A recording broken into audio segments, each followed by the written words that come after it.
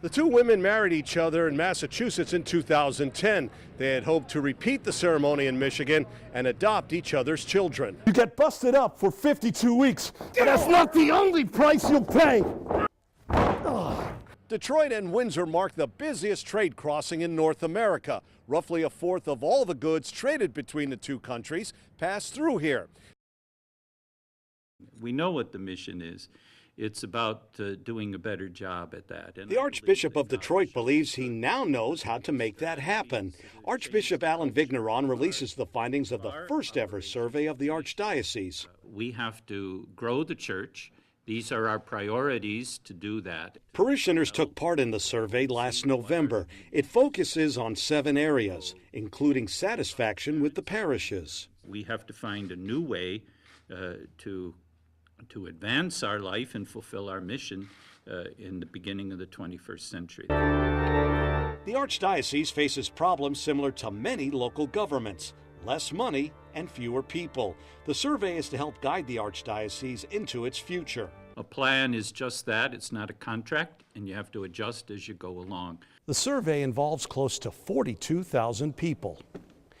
Nearly 94% of them are registered parishioners, while 85% attend Mass at least once a week.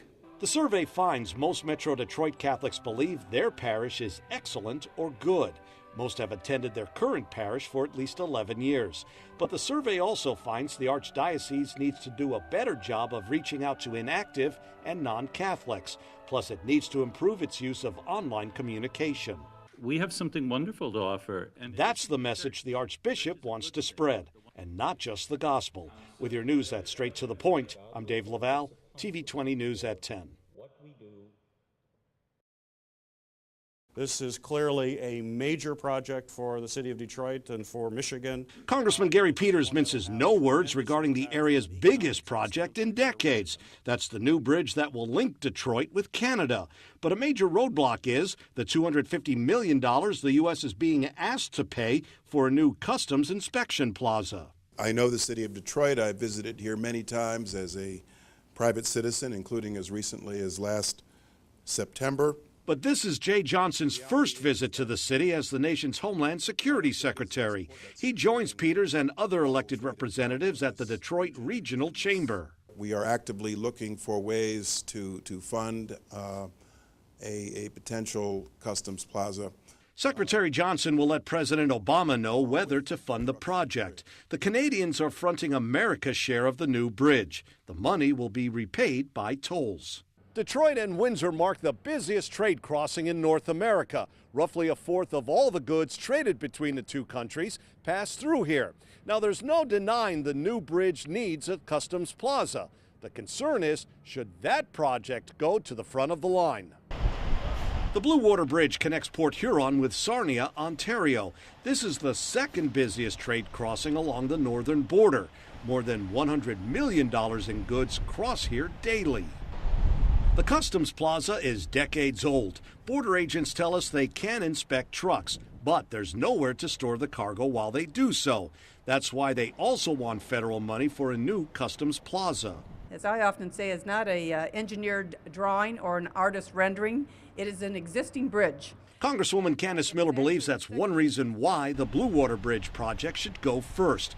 Plus, the federal government promised the money nearly 10 years ago. All sides admit both projects are important. The question before them is how to bridge the gap over which customs plaza gets built first. With your news that's straight to the point, I'm Dave Leval, TV 20 News at 10. It's an exciting day for us, and tears of joy. Ferndale's April DeBoer believes she's a step closer to doing something she's waited years to do: marry her longtime partner, Jane Rouse. God, my heart is just jumping out of my chest right now. The couple gathers with supporters at Affirmations, a gay rights organization. They celebrate the federal ruling that declares Michigan's ban on gay marriage as unconstitutional. The women filed the challenge last year. That led to the 2-week trial, which they won. Supporters, including other gay couples, thanked them, but it's the ladies who are grateful. You have no idea how much that has meant to us.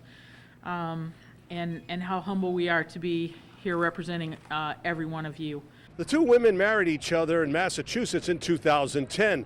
They had hoped to repeat the ceremony in Michigan and adopt each other's children. State law only allows the women to adopt children individually, not as a couple. That led to the challenge of the state's definition of marriage and a legal victory. Congratulations.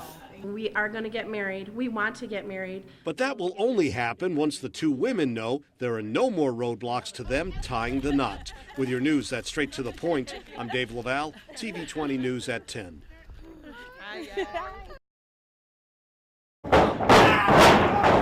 Keith Sweat is not having a good day. It seems like everyone wants a piece of him.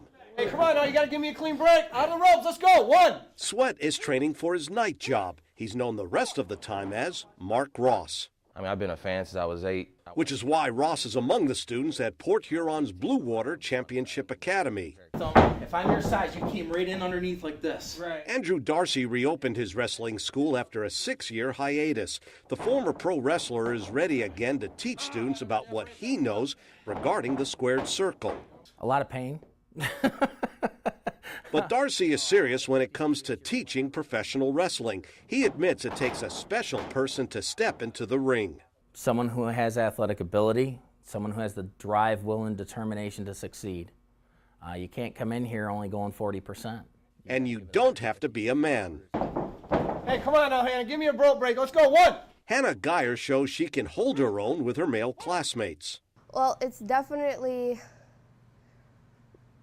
hard. That's one thing for sure. Oh, God. You get busted up for 52 weeks, but that's not the only price you'll pay. But it's also going to cost you about $4,000 to learn how to take a beating. One thing that I will do is I will take the time to work out a budget so it's affordable for everyone. There's another price involved. I'm going to work with the bruises and the marks and stuff like that, and they're like, what happened? I thought you did wrestling. I do wrestling, you know what I'm saying? It's not fake. But Ross and others admit it's worth it if it gets them closer to a career in professional wrestling. With your news that's straight to the point, I'm Dave Leval, TV 20 News at 10.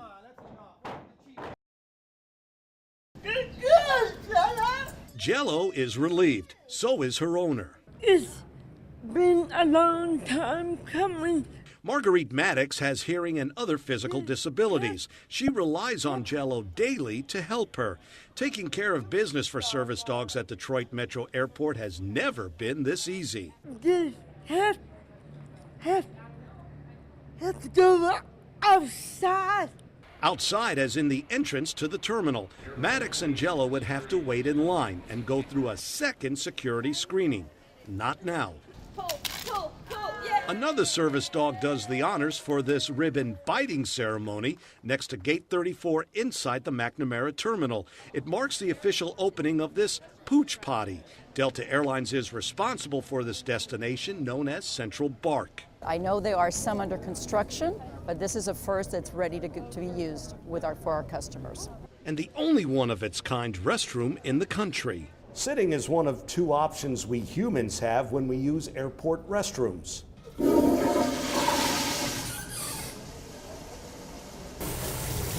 Now, the service animals also have two choices, but you could say they have a leg up on the rest of us. They can take care of business on natural grass or choose to use the artificial variety. Each stall, if you will, comes complete with a fire hydrant and a hidden feature. 2 sprinklers turn on to take care of number 1. You're responsible for cleaning up number 2. It's been said the grass is always greener on the other side. That's now true for our best friends, as they no longer have to wait so long to relieve themselves. With your news that's straight to the point, I'm Dave Leval, TV 20 News at 10. Good evening and thanks for joining us. I'm Dave Leval. Melissa is off tonight. Well, the stores are closed and the presents are under the trees. Most of us will open them tomorrow morning to celebrate Christmas. Now, retailers are hoping they'll get a belated present when the final holiday sales figures are released. But it may not be a merry Christmas as they hoped. It's not hard to tell what time of year it is at Livonia's Laurel Park Place Mall. Shoppers pack the halls as they take care of that last-minute holiday shopping. That's good. What's not good is how much some people are spending this year. Less. Marty Bush admits it's no secret why. Good deals. Barbie Hall is also spending less this holiday shopping season. I really can't afford to spend a lot of money. That's not what retailers want to hear. The 10 days before Christmas typically account for 31 to 34% of retail sales for the entire season. Retailers predicted shoppers would spend an average 4% more on holiday gifts this year compared to a year ago. But the final days of the shopping season have cut that prediction in half. Many shoppers are spending less because of the unresolved tax debate in Congress. Others because of the Connecticut school massacre. Many retailers are pulling out all the stops to attract more shoppers. The Michigan Retailers Association points out this season got off to a strong start. Plus, shoppers have had the maximum number of days to shop after Thanksgiving, including 5 weekends. The final one is even more rare, a 3-day weekend before Christmas. Still, there's one thing that packs malls despite a sluggish economy. Retailers are hoping people will stay and spend after visiting Santa.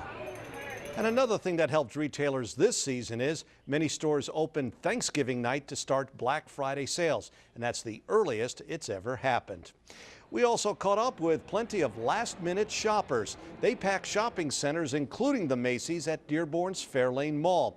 Some told us they just started their shopping, while others had to pick up that forgotten gift. Now, many stores will open early Wednesday morning for the day after Christmas sales. Go to the store's website to see what time doors open for business and what sort of deals are being offered. Well, it's still Christmas Eve here around Metro Detroit, but it's already Christmas in much of the world. And that includes Rome, where the Pope celebrated Christmas Eve Mass just a few hours ago. Anna Matranga reports from the Vatican. Well, Christmas has come early tonight for Detroit firefighters. You may recall there's been a lot of attention lately regarding how they are lacking some of the basic necessities, including toilet paper and cleaning supplies. Well, the community has responded in a big way, but one volunteer has taken the extra step tonight to help those who help us. My TV 20's Kyla Peoples tells us how this gift ensures firefighters are getting a good night's sleep. Today's donation is part of the Active and Safe Detroit campaign. It's a 3-year program with the goal of raising $50 million from the business community. That money will help buy equipment for fire and police departments, crime prevention programs, and recreation centers. Well, shock continues gripping the small town of Webster, New York tonight. It's located near Rochester. 2 firefighters are dead, 2 others injured as they responded to a call. But the deaths and injuries did not take place as the firefighters battled a house fire. Jennifer Lewis Hall tells us a man shot the firefighters when they arrived on the scene. Now, investigators also believe the man's sister may be buried in the debris of the burned house. She's still missing. Well, the search continues tonight for an illegal immigrant last seen in Detroit. She has a lot of hair and 4 legs. You see, Ash is a 9-month-old mixed Jack Russell Terrier. She escaped from the Wilkin family as they crossed the Ambassador Bridge last Friday afternoon.